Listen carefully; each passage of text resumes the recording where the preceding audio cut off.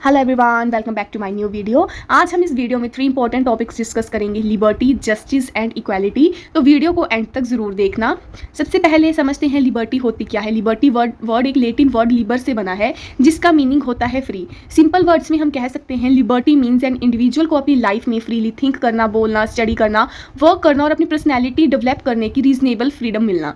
लेकिन एक important point याद रखिए, लिबर्टी का मतलब ये नहीं है कि हम जो चाहें वो करें। अगर मेरी फ्रीडम किसी दूसरे पर्सन के राइट्स को हार्म करने लगे तो रिस्ट्रिक्शन नेसेसरी हो सकती हैं। एग्जाम्पल से समझिए, सपोज मुझे फ्रीडम ऑफ स्पीच है, मैं बोल सकती हूँ जो मेरा मन करे। इसका मतलब ये है कि मैं अपनी ओपिनियन एक्सप्रेस कर सकती हूँ, अपनी आइडियाज़ दे सकती हूँ, लेकिन इसका मतलब ये नहीं है कि मैं किसी को थ्रेटन करूँ या दूसरे के राइट्स को अननेसेसरी हार्म करूँ। अब हम बात करते हैं डेफिनेशन ऑफ लिबर्टी की। पॉलिटिकल थिंकर्स ने लिबर्टी को डिफरेंट वे में एक्सप्लेन किया है। सबसे पहले J.R. सिली ने के according liberty means absence of restraints, यानी अननेसेसरी रिस्ट्रिक्शंस का एब्सेंस। ओके, फिर हम बात करते हैं लस्की ने हमें क्या कहा है। लस्की के अकॉर्डिंग भी लिबर्टी का रिलेशन रिस्ट्रेंट्स के एब्सेंस से है, लेकिन मॉडर्न अंडरस्टैंडिंग में लस्की लिबर्टी को अपॉर्चुनिटीज़ से भी कनेक्ट करता है। मतलब सिर्फ रिस्ट्रिक्शन ना होना इनफ नहीं है, पर्सन के पास डेवलपमेंट के अपॉर्चुनिटीज़ भी होनी चाहिए। Nature and characteristics of liberty. अब हम लिबर्टी की इंपॉर्टेंट कैरेक्टरिस्टिक्स समझेंगे। सबसे पहले आती है लिबर्टी इज़ नॉट एब्सोल्यूट। सबसे पहली बात, लिबर्टी एब्सोल्यूट नहीं होती। मतलब कोई पर्सन अनलिमिटेड फ्रीडम इंजॉय नहीं कर सकता। सोसाइटी में बहुत सारे पीपल रहते हैं, अगर एक पर्सन की फ्रीडम दूसरे पर्सन की राइट्स को डिस्ट्रॉय करने लगे तो रिस्ट्रिक्शन नेसेसरी हो जाती हैं। So my liberty can not destroy your liberty. Second है liberty exist in society. Liberty society के बाहर प्रैक्टिकली एग्जिस्ट नहीं कर सकती। ह्यूमन बींग सोशल बींग्स हैं, हम फैमिली, सोसाइटी और स्टेट के साथ रहते हैं, इसलिए मेरी फ्रीडम को दूसरों की फ्रीडम के साथ बैलेंस करना पड़ता है। थर्ड हमारा आता है liberty and law are related. बहुत सारे स्टूडेंट सोचते हैं कि लॉ लिबर्टी को रिस्ट्रिक्ट करता है, लेकिन हर लॉ लिबर्टी का एनिमी नहीं होता। Good laws actually protect liberty. For example, अगर लॉ किसी पावरफुल पर्सन को वीक पर्सन के राइट्स वायलेट करने से रोकता है, तो वो लॉ एक्चुअली वीक पर्सन की लिबर्टी को प्रोटेक्ट कर रहा है। होप आपको ये पॉइंट अब तक समझ आए होंगे। अब हम बात करते हैं हमारे फोर्थ पॉइंट की। Liberty requires reasonable restrictions. Liberty के लिए कुछ रिस्ट्रिक्शन नेसेसरी होती हैं। For example, public safety, public order और दूसरे इंडिविजुअल्स के राइट प्रोटेक्ट करने के लिए रीजनेबल रिस्ट्रिक्शन लगाई जा सकती हैं। सो इंपॉर्टेंट फ्रेज आता है यहाँ पर, reasonable restriction, not necessary unnecessary restriction. मतलब जहाँ पर रिस्ट्रिक्शंस की जरूरत है वहीं पर रिस्ट्रिक्शंस लगाई जाएं। फिफ्थ हमारा आता है liberty promote personal development. Liberty है जो इंडिविजुअल की पर्सनैलिटी डेवलप करने में हेल्प करती है। वो कैसे?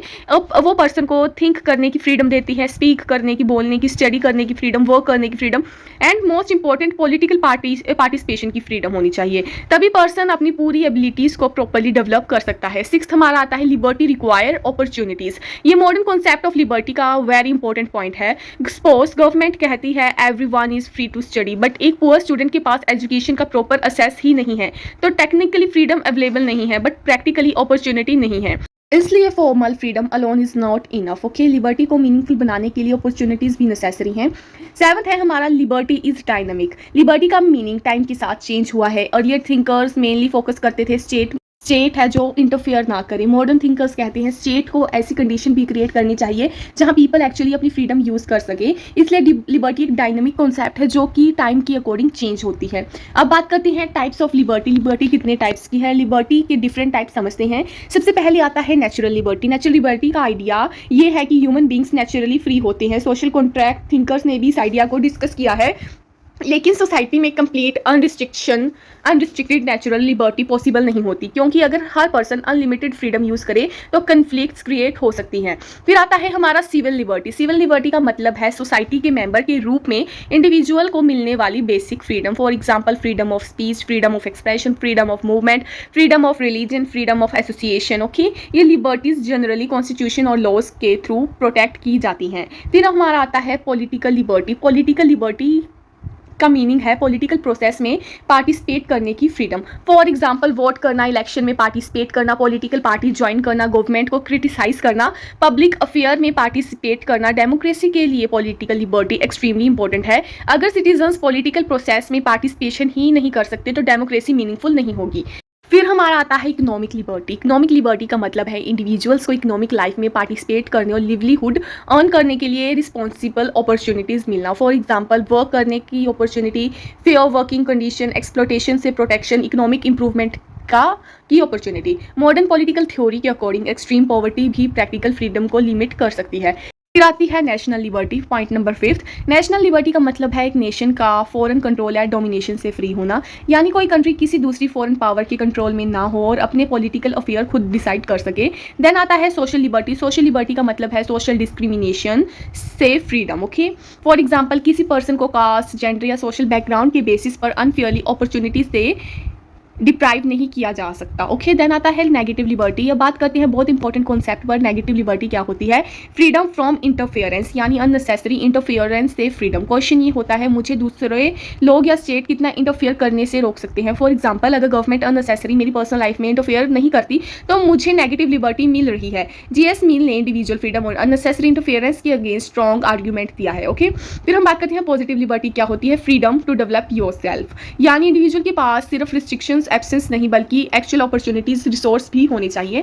फॉर एग्जाम्पल अगर स्टूडेंट को एजुकेशन का राइट है बट स्कूल या बेसिक एजुकेशन अपॉर्चुनिटी अवेलेबल नहीं है तो प्रैक्टिकल फ्रीडम वीक हो जाएगी। इसलिए पॉजिटिव लिबर्टी कहती है freedom should give individual the opportunity to develop their abilities.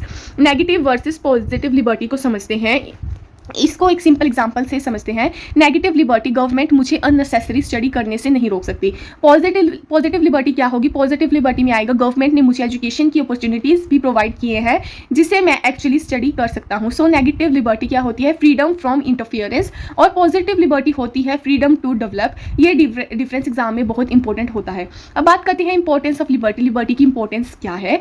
Personality development सबसे पहले आएगा इसमें।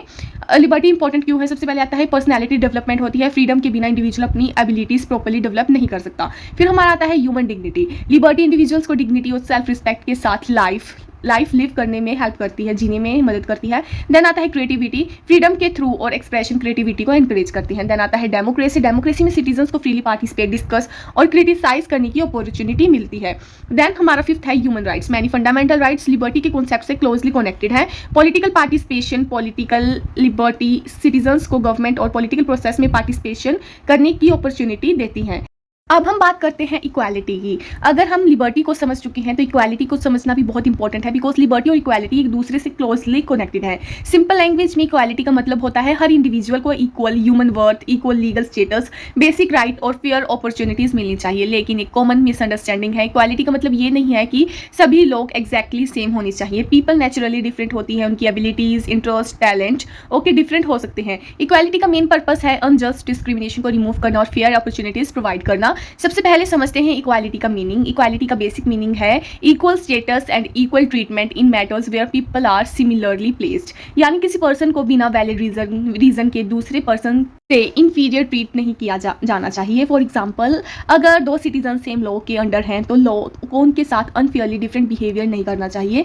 डेफिनेशन की बात करें तो जे लस्की के अकॉर्डिंग, हारोल्ड जे लस्की के according equality does not mean identity of treatment. इसका सिंपल मीनिंग है इक्वालिटी का मतलब ये नहीं है हर पर्सन को हर सिचुएशन में एग्जैक्टली सेम ट्रीटमेंट मिले। कभी कभी डिफरेंट सर्कमस्टांसेस होती हैं, कंडीशन डिफरेंट होती हैं, उसके अकॉर्डिंग डिफरेंट ट्रीटमेंट भी फेयर हो सकता है।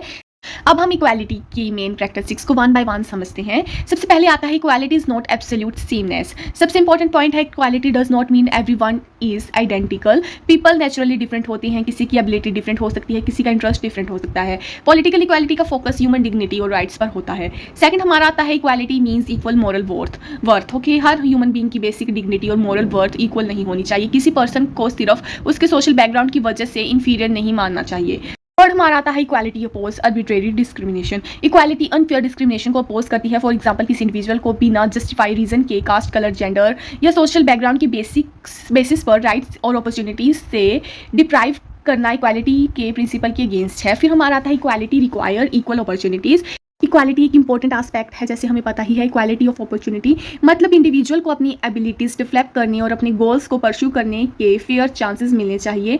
फॉर एग्जांपल अगर कोई स्टूडेंट को एजुकेशन क्या इक्वल अपॉर्चुनिटी मिले तो वो अपनी एबिलिटीज़ के अकॉर्डिंग प्रोग्रेस कर सकते हैं। फिफ्थ हमारा आता है equality is related to justice. Equality और जस्टिस क्लोजली कनेक्टेड है। अगर सोसाइटी में कुछ ग्रुप्स को सिस्टमैटिक के राइट्स और अपॉर्चुनिटीज से डिप्राइव किया जाता है तो सोसाइटी को कम्प्लीटली जस्ट नहीं कहा जा सकता। इसलिए इक्वालिटी सोशल जस्टिस का इंपॉर्टेंट पार्ट है। फिर हमारा आता है equality and liberty are interconnected. ये पॉइंट बहुत इंपॉर्टेंट है। इक्वालिटी और लिबर्टी एक दूसरे के ओपोनेंट्स नहीं है। अगर सोसाइटी में एक्सट्रीम इनइक्वालिटी है तो प्रैक्टिकल लिबर्टी भी अनइक्वल हो सकती है। फॉर एग्जाम्पल, सबको एजुकेशन की फ्रीडम है, लेकिन अगर कुछ पीपल के पास एजुकेशन की बेसिक अपॉर्चुनिटी ही नहीं है तो उनकी फ्रीडम प्रैक्टिकली लिमिटेड हो सकती है। लेकिन मॉडर्न पॉलिटिकल थॉट लिबर्टी और इक्वालिटी को बैलेंस करने पर फोकस करता है। फिर हमारा आता है इक्वालिटी इज डायनामिक। इक्वालिटी का मीनिंग टाइम के साथ डेवलप हुआ है। अर्लियर पॉलिटिकल थॉट में मेनली लीगल और पॉलिटिकल इक्वालिटी पर फोकस करता था। Modern political theory social and economic inequality पर भी कंसीडर करता है, इस पर भी फोकस करता है। इसलिए इक्वालिटी एक डायनेमिक कॉन्सेप्ट है।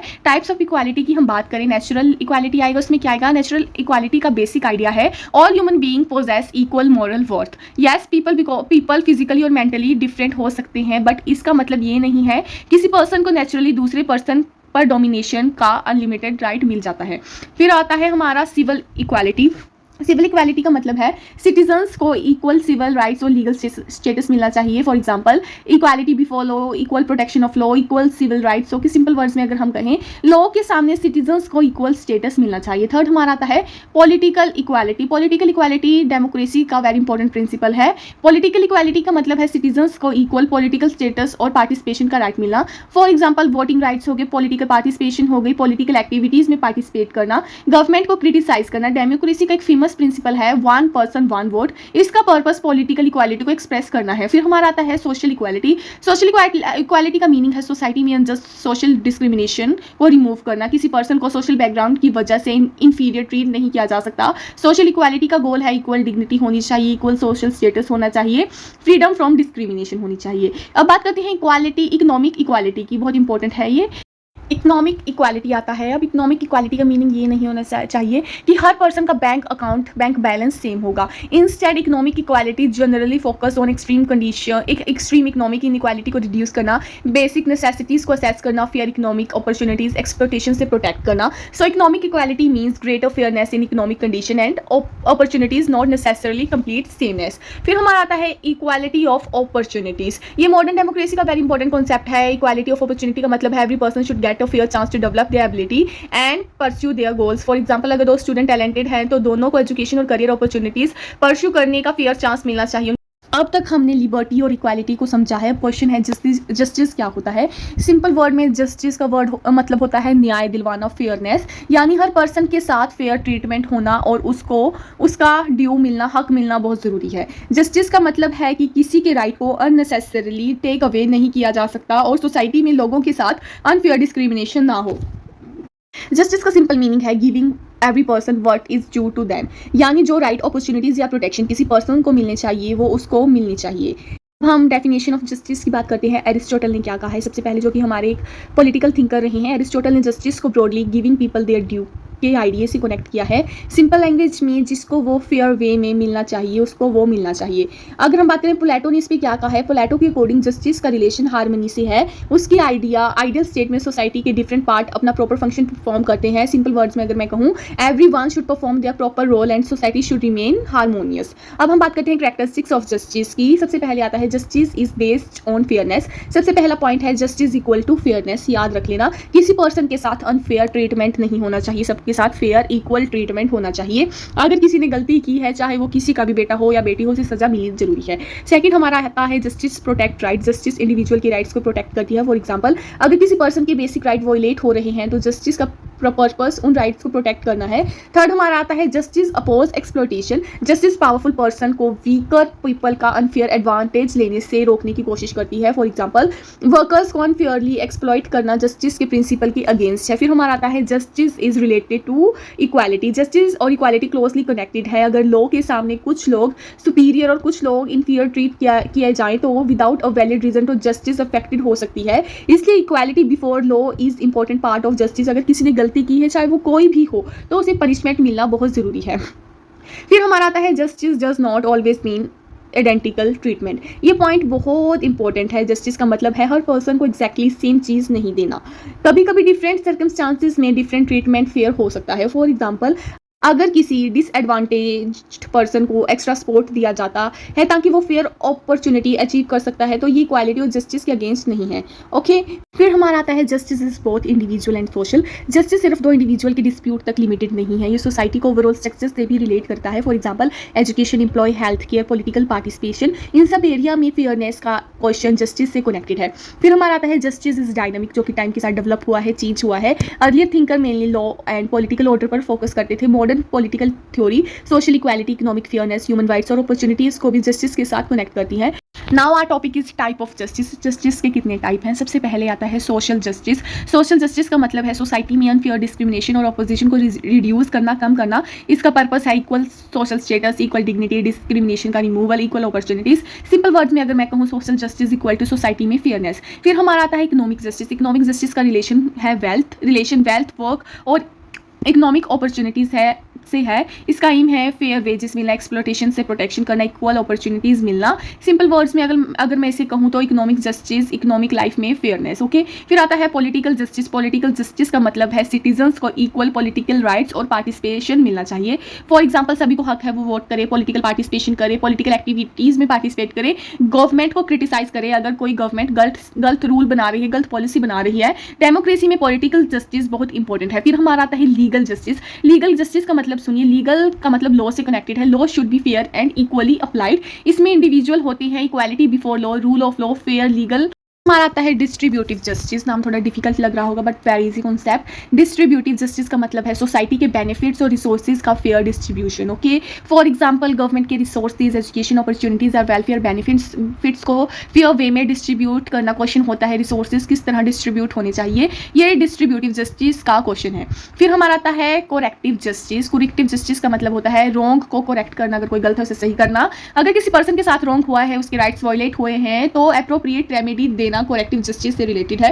कोर्ट में इंपॉर्टेंट प्ले रोल करता है, कोर्ट इसमें इंपॉर्टेंट रोल प्ले करता है। फॉर एग्जांपल अगर किसी पर्सन के लीगल राइट्स वायलेट हुए हैं तो वो कोर्ट में जा सकता है और कोर्ट की हेल्प ले सकता है। तो स्टूडेंट्स, आज हमने 3 कॉन्सेप्ट्स बहुत ईजी वे में समझे हैं, लिबर्टी, इक्वालिटी एंड जस्टिस। सबसे इंपॉर्टेंट लाइन याद रखना जस्टिस की, justice means fairness and giving every person there due. Finally एक लाइन में हम इसे कह सकते हैं, इस पूरे कॉन्सेप्ट का निचोड़ आप कह सकते हो, कंक्लूजन कह सकते हो वो लिबर्टी, इक्वालिटी का और जस्टिस का। Liberty give us freedom, equality give us equal status and opportunities and justice ensure fairness. Thank you for watching my video. मिलते हैं नेक्स्ट वीडियो के साथ। चैनल को सब्सक्राइब करना मत भूलिए। Thank you for watching my video.